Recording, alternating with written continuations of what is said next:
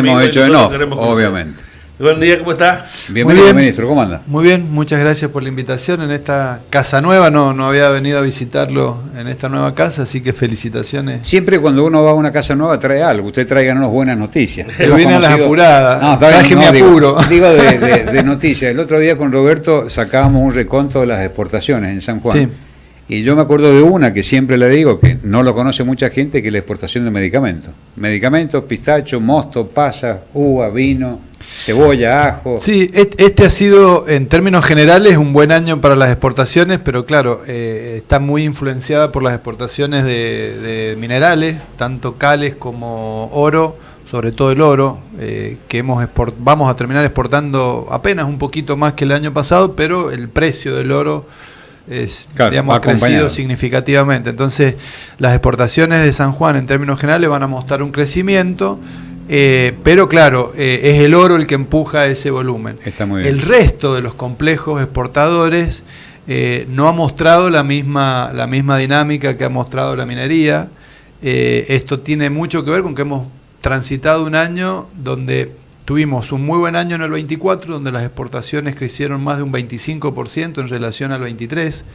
Influyó mucho ahí la devaluación del cambio de gobierno, 25%. Eso mejoró la competitividad significativamente. Durante todo este año 2025 hemos tenido dos problemas para la economía en general, las pymes y en particularmente para los sectores exportadores, que es que el dólar se volvió a planchar en relación a la inflación. Y desapareció el financiamiento. El gobierno decidió justamente mantener planchado el dólar y como contracara permitir, digamos, un crecimiento de las tasas de interés, y eso produjo falta de financiamiento y falta de competitividad cambiaria, y eso no ha sido muy favorable para nuestras exportaciones, que han mantenido en algunos casos volúmenes, pero en términos generales y en promedio estamos viendo, salvo la pasa, que ha tenido un muy buen año, el mosto también que va a crecer, estamos viendo caídas de exportaciones en aceite de oliva, en aceitunas, en otros productos del sector agrícola. Medicamentos ha mantenido sus niveles. Y a propósito de los medicamentos, el segundo producto de exportación después del oro. Exactamente. Increíble, ¿no? Eso por ahí los sanjuaninos no dimensionamos. No lo saben. El primer producto en exportación es el oro, el segundo son los medicamentos y el tercero son las pasas. Sí, este año vamos a estar bastante más abajo el pistacho y la otra. El pistacho todavía no impacta porque la mayoría de las hectáreas de pistacho todavía no están en producción. Recordemos que se necesitan alrededor de 7 años para 7 años para la primera producción, 10 años para tener una producción óptima, plena de la planta, ¿no? Entonces, ahora, ministro, ahí todavía falta, para que el pistacho y rumpa falta, pero hemos tenido sí un muy buen año en la pasa. Este año vamos a estar cerca de los 80, 90 millones de dólares de exportación de pasa. El segundo producto vitivinícola es el mosto, que estará cerca de los 50 millones de dólares. ¿Sigue siendo San Juan la mayor productora de mosto? De mosto compartimos ahí cabeza a cabeza con Mendoza. ¿Usted comparte la idea perdón, disculpe la interrupción, comparte la idea de que San Juan debería dedicarse mayoritariamente a la producción de pasa y mosto más que de uva? A ver, San Juan ya se dedica mayoritariamente a San Juan, el destino de nuestras uvas, podríamos simplificarlo, está dividido en tres. Un 33% va a pasa, un 33%, 40% va a mosto y el resto va a vino. Es decir, San Juan ya diversifica. No ocurre lo mismo en Mendoza, donde el 85% de la producción de uvas va a vino. Eso es un problema, ¿no? Es decir, la industria vitivinícola definitivamente necesita encontrar otras salidas a sus uvas. El vino claramente ya no es el camino, el vino en general. Después dentro del vino hay oportunidades, ¿no? Si miramos San Juan, uno va a Barreal y año a año crecen a tasas de 2 dígitos las hectáreas cultivadas de vid. No pero claro, las hectáreas cultivadas, sino el proceso completo.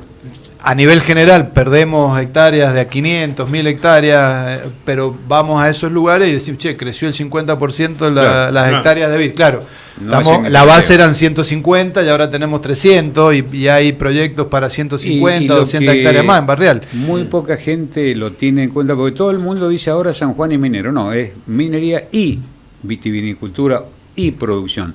¿Cómo está la generación de trabajo en ese aspecto? Bueno, hoy el principal, en términos, vamos a hablar de trabajo formal, sí, ¿no? Por supuesto. El trabajo registrado, que son los números más precisos que tenemos. En términos de trabajo formal, los dos principales dadores de trabajo registrados son, con números muy similares, la industria manufacturera en general y el comercio. Ambos con alrededor de 14.500 puestos de trabajo, cada uno registrados en blanco.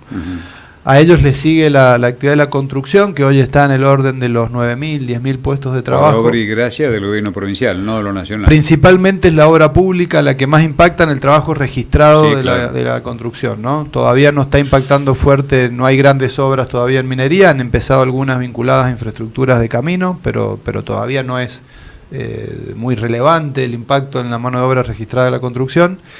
Y luego de estos sectores aparece en sí el sector agrícola en general y los sectores de servicio. Lo que pasa, claro, en las estadísticas los sectores de servicios aparecen divididos. Sí. Si uno juntara todos los sectores de servicio, se daría cuenta lo importante que son los servicios en cualquier economía, porque si uno suma los 6, 7 sectores de servicio en los cuales se divide la estadística, llegaría a la conclusión que los servicios donde está educación, servicios financieros, servicios de administración, de salud, etcétera, los servicios emplean casi el 40% de la población hoy registrada existe, en blanco, ¿no? Usted lo hablaba de la falta de crédito que tiene la República Argentina. Van a haber nuevas modificaciones. Hoy empieza un nuevo congreso en la República Argentina donde hay 6 bases entre las cosas que se hablan en la quita de algunos impuestos. ¿Eso va a generar crédito en la Argentina? A ver, para que haya crédito lo que necesitamos es primero que sigan bajando las tasas. Las tasas ya han bajado. Yo les pongo una referencia. Una de las dificultades graves que hemos tenido desde el gobierno provincial durante el año 2025 fue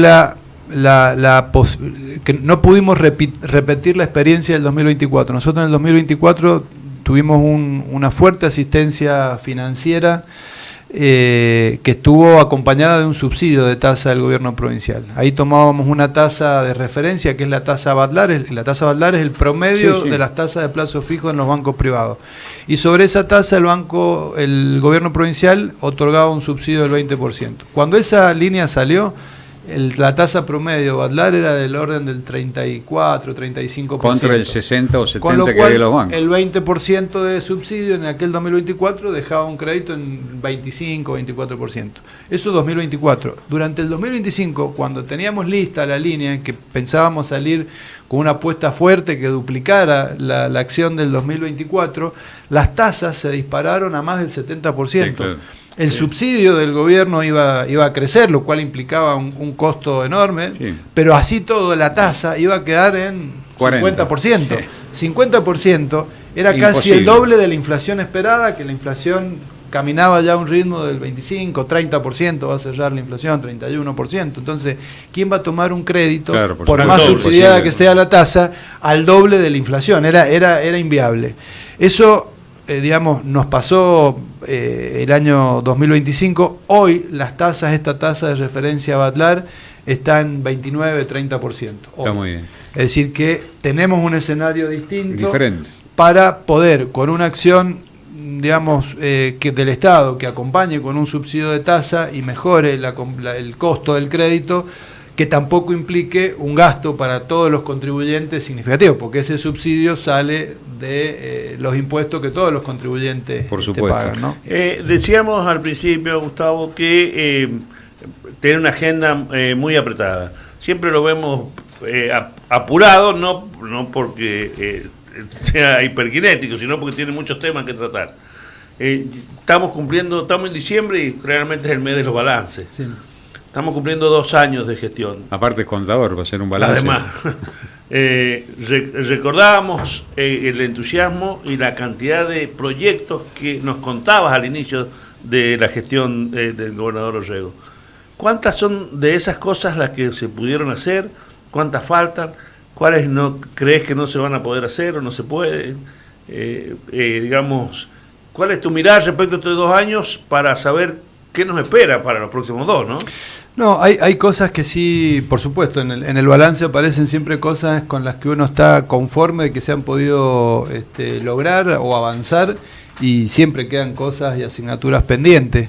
Hemos tenido estos 2 años un enorme desafío, que es enfrentar una crisis muy profunda en el país, y del cual San Juan no es la excepción. Y en eso nos toca muchas veces hacer lo que se denomina control de daños, digamos.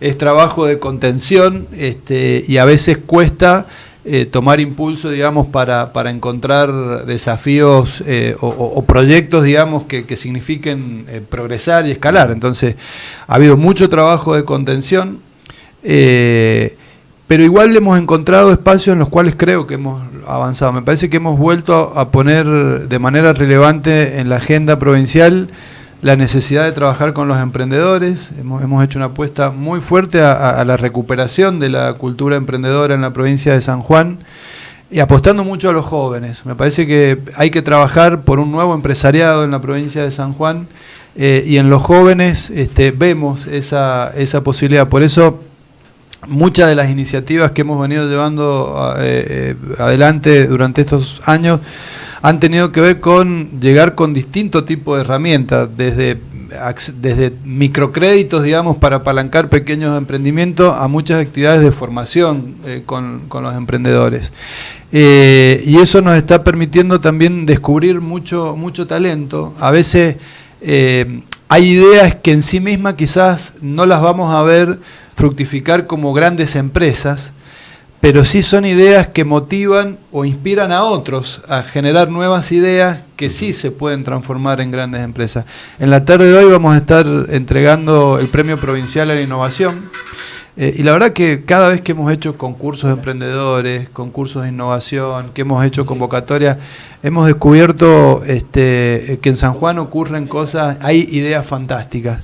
Y en ese sentido hemos hecho un trabajo, haber podido integrar el trabajo de la Secretaría de Ciencia, Tecnología e Innovación con el Ministerio de la Producción, creo que ha sido un gran acierto, ¿no? Está muy bien. Esa es una de las cosas que tanto el trabajo con los emprendedores y como lo que ha sido el trabajo vinculado al despertar de la economía del conocimiento, al despertar de la innovación. Estamos hablando de siembras, ¿no? Estamos hablando de poner semillas. De un nuevo paradigma, digamos. Este empresariado joven ya no solo aspira a ser proveedor del Estado. Tenemos que salir, bueno, han tocado un tema fundamental. El San Juan que se viene choca con una cultura empresarial que post terremoto fue una cultura empresarial bastante prebendaria, muy dependiente, claro, tanto del trabajo del Estado como también de que el Estado le ayudara a conseguir trabajo entre los privados, ¿no? La experiencia la tuvimos con los primeros 20 años de minería metalífera que hemos tenido, donde por ahí el Estado o el gobierno o las personas que estaban en el gobierno, digo el Estado, eran la llave para conseguir contratos dentro de la actividad. Entonces, esa cultura prebendaria que se instaló post terremoto es una cultura que tenemos que desterrar.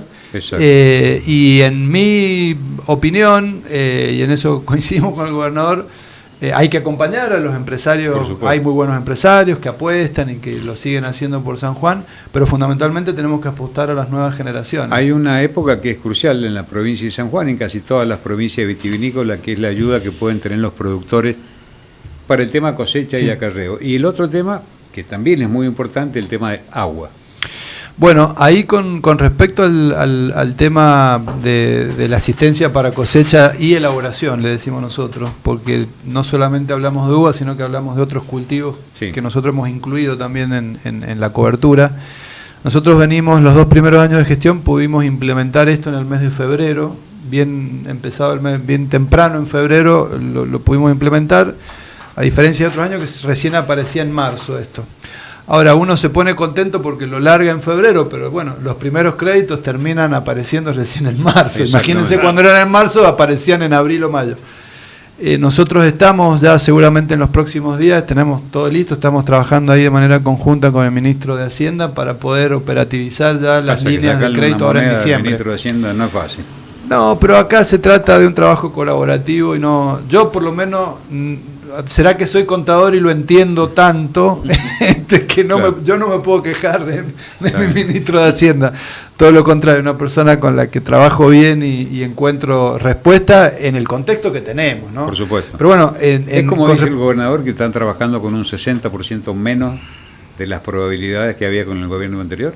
A ver, si uno mide los recursos disponibles del gobierno provincial, sí, equivalen al 60%. Si uno toma los pone en dólares o busca una unidad de valores medida constantes, homogénea, digamos. tenemos menos recursos, seguramente entre un 30, 40% menos de recursos que los que han dispuesto gestiones anteriores. Por eso digo, poder estar anunciando en los próximos días, antes de que termine el año, cuál va a ser la asistencia crediticia que va a tener el sector agrícola para levantar la cosecha, es importante. Y no solo eso, porque el sector vitivinícola está inmerso en una crisis y es una crisis de la cual se sale pensando en buscar nuevos caminos, ¿no? O sea, el sector vitivinícola hoy tiene un mercado del vino que está roto, que está destruido, y yo creo que es un mercado que murió como lo conocimos. Es decir, el mercado del vino hay que refundarlo, es decir, así como lo hemos conocido históricamente, claro, sí, no va a volver a existir y no va a volver a funcionar. Entonces, en ese contexto, para nosotros es importante lograr que se levante la cosecha y también tener bodegas que reciban, claro, la cosecha. Por supuesto, entonces, fundamentalmente, junto con los créditos para cosecha, también estamos asistiendo con créditos de capital de trabajo para elaboración y asistencia también para la adquisición de insumos que son costosos, sí, y no hay buen financiamiento, sobre todo para insumos que nos permitan direccionar también la uva a la elaboración de productos como el mosto, que son los productos que le pueden sacar volumen al vino. Entonces, importante. Estamos haciendo un trabajo también para, ya lo hemos hecho con el sector comercial, logramos implementar la factura nivelada, que es una forma de facturación que tiene el sector comercial, que les permite planchar, si se quiere, la tarifa eléctrica y evitar los picos del verano cuando tienen las ventas más bajas. Sí. Con el sector elaborador, tanto de vinos como de olivos, estamos en un programa parecido, no es igual. También son sectores que tienen consumos estacionales elevados durante los meses del verano, y lo que estamos trabajando ahí con el EPRE y con las distribuidoras de energía es en un programa de financiación de esos picos de consumo para también acompañar. ¿Y con respecto al agua? Bueno, yo creo que ahí con el agua hemos hecho mucho, pero probablemente son de las cosas que... Perdón, me habló de agua, sí, y me falta el agua. Particularmente es de las cosas con las que yo estoy un poco más... creo que es donde nos ha faltado lograr más cosas, ¿no? Recién hablábamos de balance, yo mencionaba las cosas con las que creo que hemos avanzado mucho, y hay cosas como el agua que hemos avanzado, pero la magnitud de la crisis exige que vayamos más rápido. Y ahí tenemos que imprimirle un poco más de velocidad. Hemos hecho muchas cosas. Sobre todo hemos empezado a recuperar la seguridad del sistema de distribución. El sistema de distribución de San Juan ha tenido un abandono y una desidia durante al menos 2 décadas grave al punto tal de que hemos estado en condiciones de seguridad muy precarias. Tanto los diques cabecera, claro, lo que es la cabecera de la distribución, que es el dique Ignacio La Rosa, y luego el partidor San Emiliano, que es donde salen los 3 canales matrices, se encontraban en un estado de precariedad absoluta, y el primer objetivo ha sido recuperar seguridad operativa en esa cabecera. Tenemos todo un trabajo pendiente ahora hacia lo que son la recuperación y mantenimiento óptimo de la red de distribución, porque verdaderamente se pierde, a veces echamos las tintas sobre los productores con alguna cuota de injusticia. Es verdad que hay muchos productores que todavía no han implementado riego asistido, manto. Eso también tiene que ver con que la rentabilidad de sus cultivos no les permite implementarlo. Puede haber una cuota de responsabilidad ahí, pero también hay una cuota de responsabilidad de quienes tienen que velar, o tenemos que velar al Estado, por la infraestructura. Gestiones anteriores no se han ocupado de mantener y óptima la infraestructura de distribución, y eso hace que se pierda, por lo menos la mitad del agua que se pierde en la distribución. Por primera vez escucho un funcionario haciendo una mea culpa por parte de la responsabilidad que tiene el Estado, no el gobierno actual es una responsabilidad del Estado. El Estado no hizo las obras necesarias para la redistribución que impide que llegue la totalidad del caudal hídrico, y esto hay que algún día asumirlo. Pero es que ni siquiera son grandes obras. Estábamos hablando de mantener una red que se hizo para regar 100.000 hectáreas, y hoy en el Valle de Tulum no se están regando más de 50, 60.000 hectáreas. Es decir, la cantidad de hectáreas a regar se ha disminuido, con lo cual la red es óptima, pero hay que mantenerla. Entonces, ahí hay una responsabilidad... Que no tiene nada que ver con el crecimiento habitacional, pues son dos cosas diferentes. No, a ver, el crecimiento del uso residencial del espacio ha avanzado sobre el sector agrícola. Hay departamentos, como ha pasado en Chimbas o como ha pasado en Santa Lucía.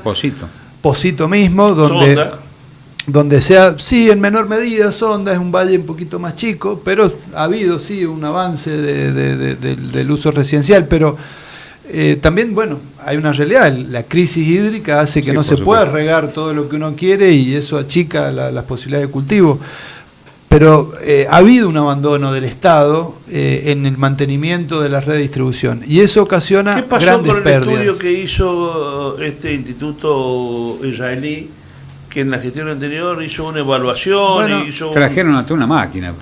Sí, lo de la máquina era un poco de circo, claro. No tiene nada que ver con el estudio que se hizo. El estudio, bueno, tiene, a ver, yo creo que... Era más ruido que nueces. A ver, la realidad de la provincia para poder, ese tipo de estudios sirven en tanto y en cuanto tengamos capacidad de proveer buena información para ser analizada. Lamentablemente quienes vinieron a hacer ese estudio, yo no voy a entrar en la polémica en torno a la empresa. No, pero entremos. No, digo, es que yo no tengo nada que polemizar, digo, lo que sí quiero ser objetivo y es esa empresa o cualquier empresa que hubiese venido a hacer un estudio del tipo que se le había pedido, necesita información relevada, por ejemplo, de los acuíferos. Claro. Y eso no existía en San Juan de la manera adecuada para poder entregar un informe completo. El estudio se hizo, el estudio se entregó, parte de esta información que yo les comparto en términos de decir cuánto se pierde en la cuánto se pierde de agua antes que llegue a la finca. Por eso yo siempre, entre filtración y evaporación. Yo siempre trato de no decir, a veces tendemos a echarle la culpa al productor que riega manto, pero a ver, antes que el agua llegue a la finca ya se perdió una parte importante y eso no es responsabilidad del productor, eso es responsabilidad del sistema, donde el Estado tiene una responsabilidad grande. Entonces, parte de esa información surge de ese estudio, pero bueno, el estudio del balance hídrico no solamente tiene que ver con el derrame superficial del río, sino que también tiene que ver con la gestión de los acuíferos. Y ahí de vuelta tenemos un grave inconveniente, que estamos iniciando un proceso de subsanación a partir de algún convenio con el INA, buscando también el asesoramiento de una universidad española, primero para estudiar y dimensionar nuestros acuíferos. Saber dónde estamos parados, digamos. Porque ahora tenemos algo de información, pero es información parcial. Necesitamos un informe acabado y completo y además instalar una red de monitoreo de esos acuíferos. Punto 1. Y punto 2, diseñar una estrategia de recarga asistida, porque hablamos mucho de recargar los acuíferos, pero hoy recargar los acuíferos, soltar agua por el río, hasta, como siempre se dice, antes del puente de Albardón, ahí está la recarga. Claro, pero esa es la recarga del acuífero semiconfinado.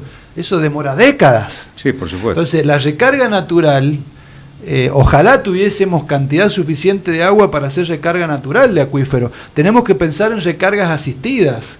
Y eso implica un estudio, tenemos los diques pueden servir como una reserva, en lugar de denostar, decir, che, larguen todo el agua que está en los diques, nos pueden servir de reserva para años bajos, pero también para recarga de acuífero, pensando en una recarga asistida de los acuíferos, sobre todo en el acuífero libre, que es el acuífero que alimenta al Valle de Tulum y del cual también estamos asentados nosotros, que verdaderamente es el más comprometido y es el que más hay que cuidar.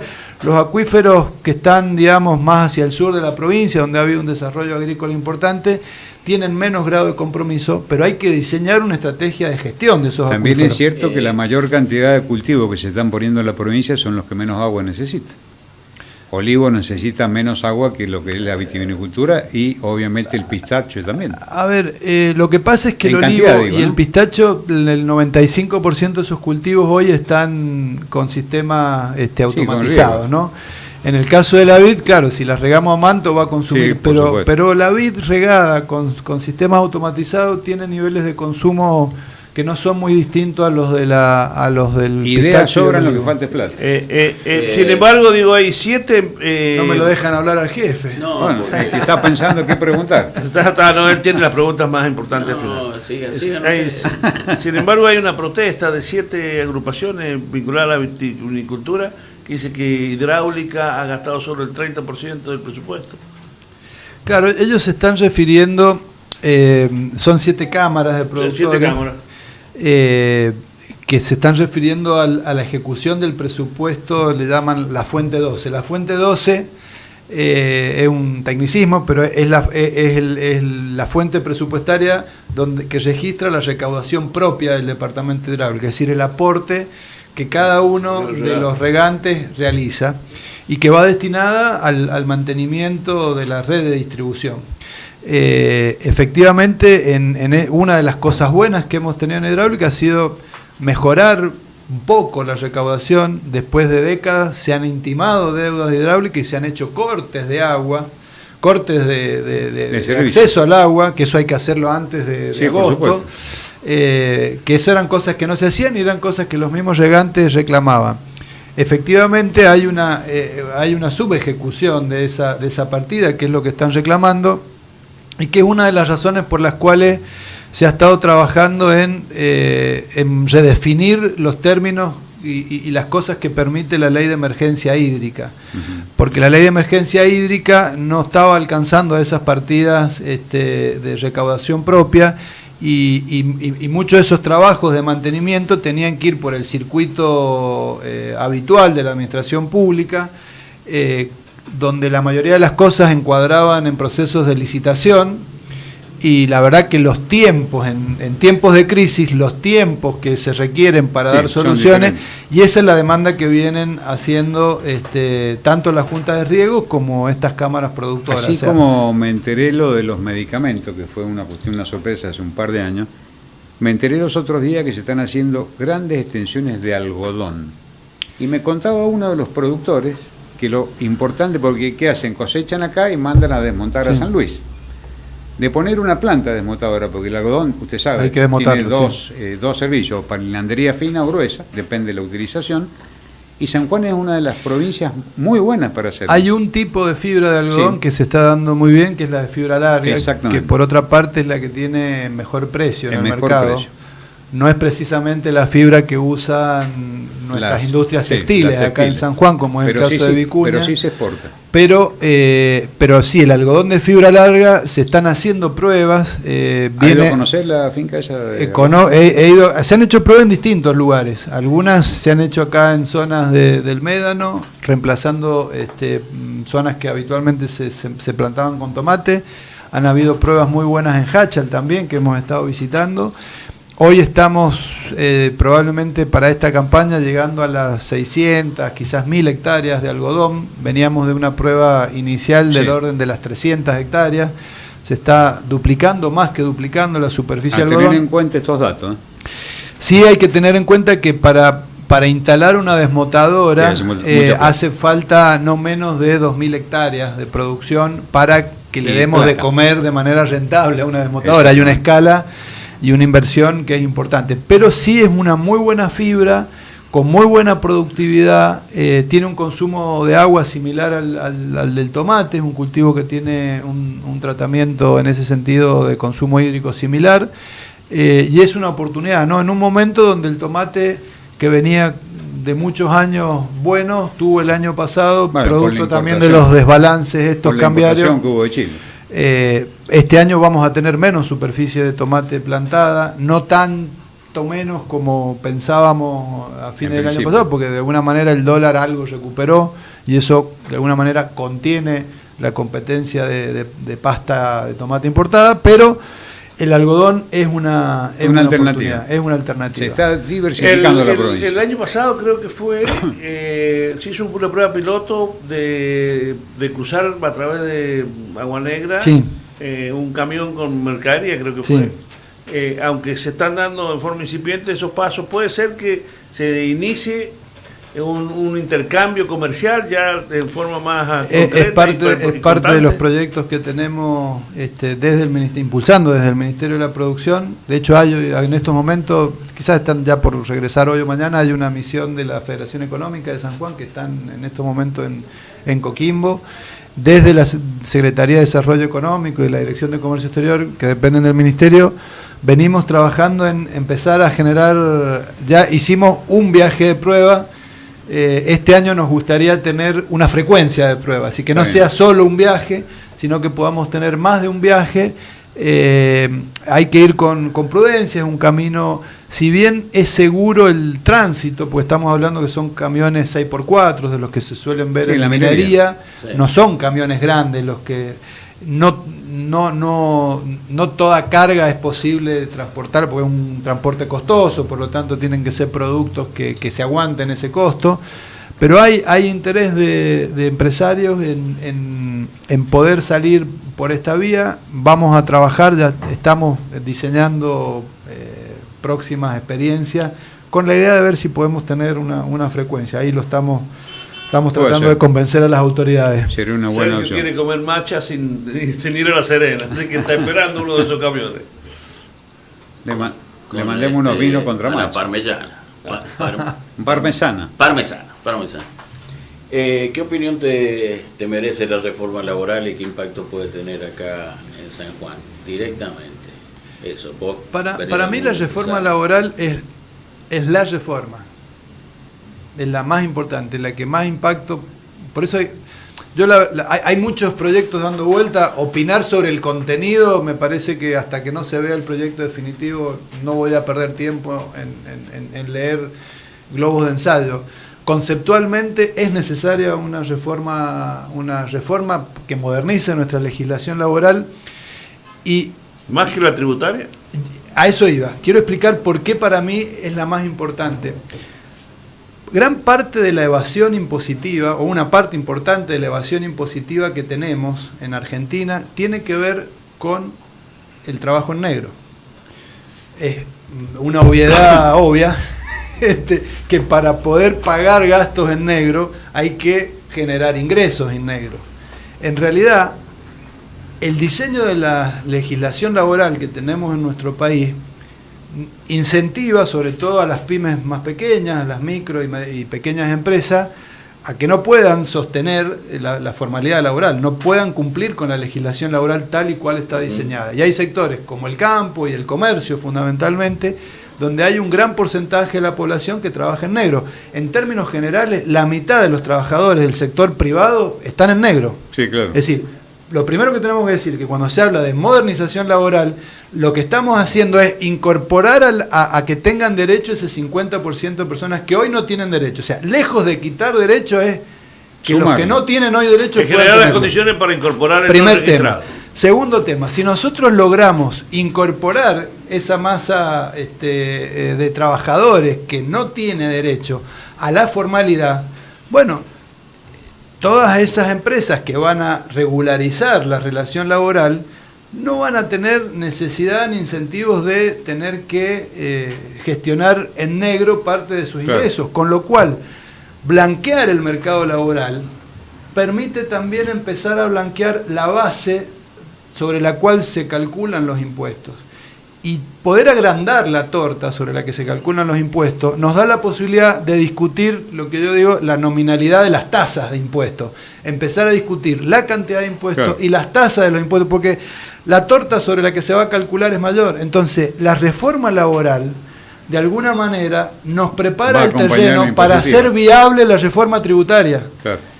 Y de la misma manera la reforma previsional. El problema más grave que tiene el sistema previsional es la falta de aportantes. Claro, por lo tanto, el primer problema a resolver es la regularización laboral. Eso nos va a permitir destrabar tanto lo previsional como lo impositivo. Ahora, ¿vos crees que el empleo puede llegar a crecer por obra y arte de una ley? No, la ley por sí sola no tiene capacidad de resolver los problemas de empleo. Eso requiere de que se mantengan condiciones macroeconómicas de estabilidad que permitan que se pueda, que seamos un país que pueda recibir inversiones, que pueda desarrollar sectores estratégicos que tiene dormido, como el minero, como el energético, el mismo sector agroindustrial. Y no solamente hablo de la agroindustria de San Juan, que también podría tener mayor desarrollo, me refiero a sectores agroindustriales del centro del país que hoy han encontrado mejores oportunidades en el sur de Brasil, en Uruguay o en Paraguay. Hay mucha inversión argentina, fuera de Argentina, en esos sectores. Y hay un tema que me parece que es básico para que la CGT termine de aceptar el tema, que es el aporte solidario, que en realidad no es solidario, es compulsivo, ¿no? A los sindicatos. Creo que ahí hay un gran problema. Pero ya lo sacaron eso, el gobierno no lo va a tener en cuenta ahora.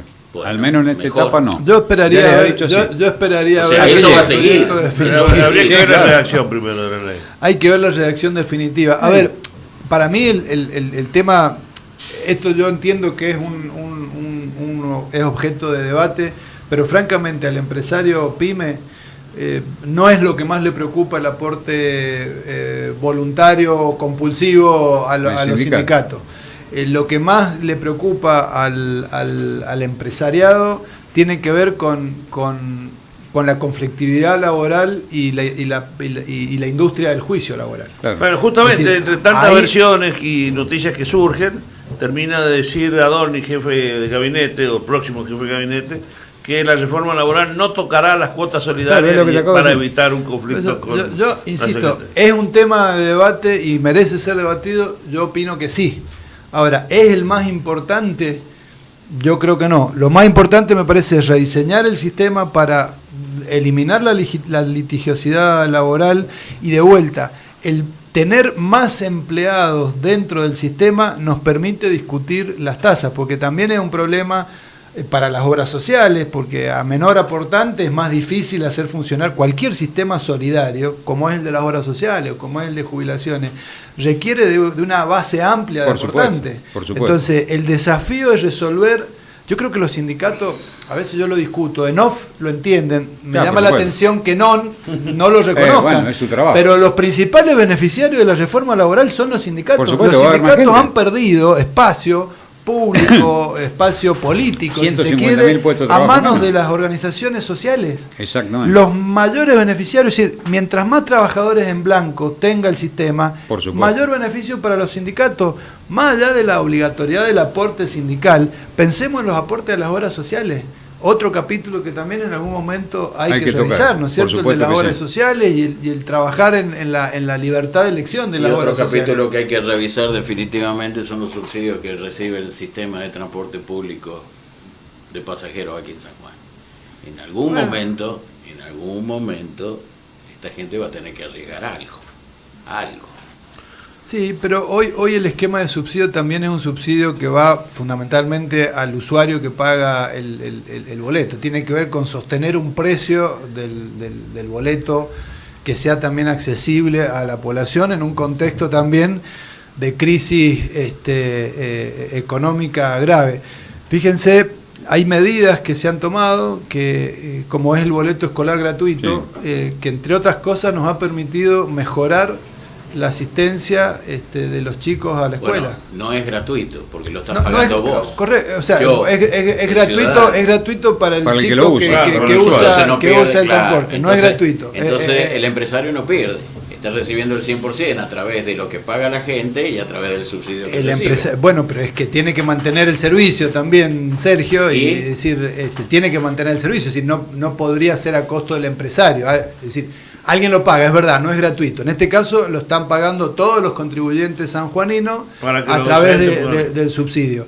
Pero me parece que en un contexto de crisis como el que vivimos, una de las cosas que me parece que ha servido es para bajar las tasas de ausentismo de los chicos a las escuelas. Chicos que antes iban 3 de 5 días a la semana, hoy pueden ir los 5 días de la semana a la escuela. Eso tener a los chicos en las escuelas me parece que socialmente y pensando en el futuro es importante. Y un incremento, aunque velado, igual el transporte salarial público en todo el mundo recibe subsidio de transporte público. Una última pregunta, Gustavo, de mi parte, estamos abusando de tu tiempo.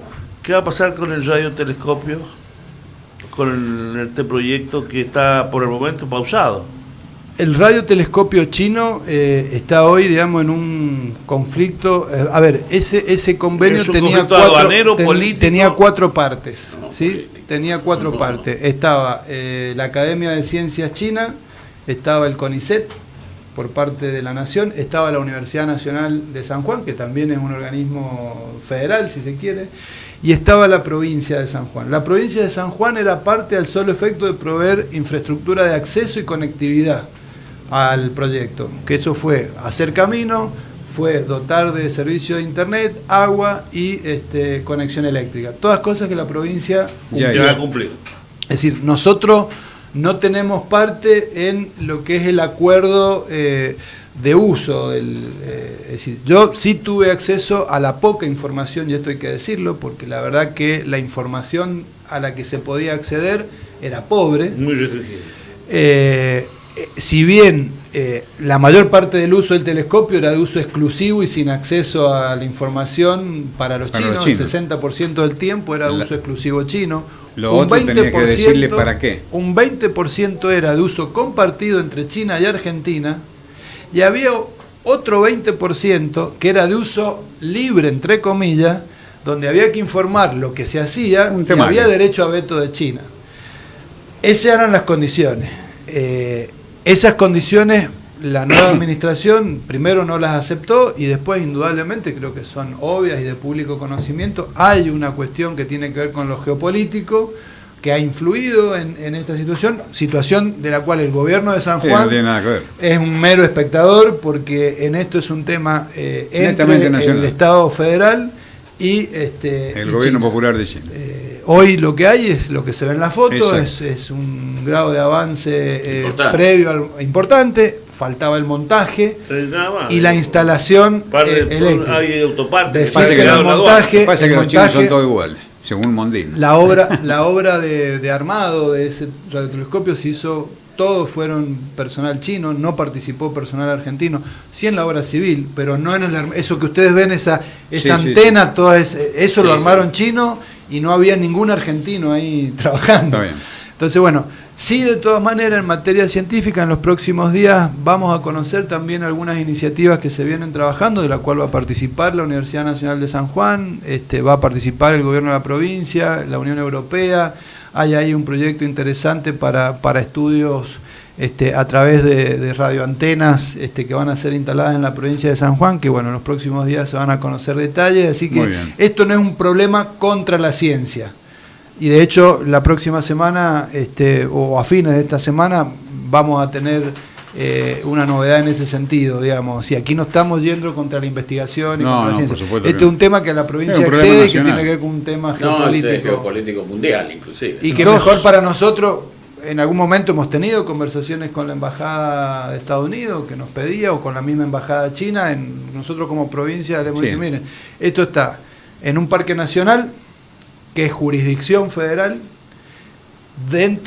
en un predio que es de una universidad nacional, es decir, ni siquiera tenemos jurisdicción policial ni de justicia como provincia en ese lugar. Vos lo dijiste recién, la provincia estaba comprometida a dar acceso, digamos. Exacto. 2,4 inflación en Cava en el mes de noviembre, 32,6 en los últimos 12 meses. San Juan le pegué ahí dije 30, 31. 32,6. Bueno, eso es Cava, ¿no? ¿Por qué crees que a nivel nacional no se puede perforar el piso de los dos? Y si lo perfora un mes, vuelve a subir al 2 o a más del 2. ¿Cómo interpretás vos qué es lo que está pasando? Que no hay manera de que baje del 2. No, a ver, yo creo que se ha mesetado el descenso de la inflación producto de que hay muchas tarifas todavía que se han ido acomodando o han y la falta de plata. No, está bien, pero la falta de dinero y la falta de consumo, al contrario, debería llevarnos a que baje más rápido la inflación.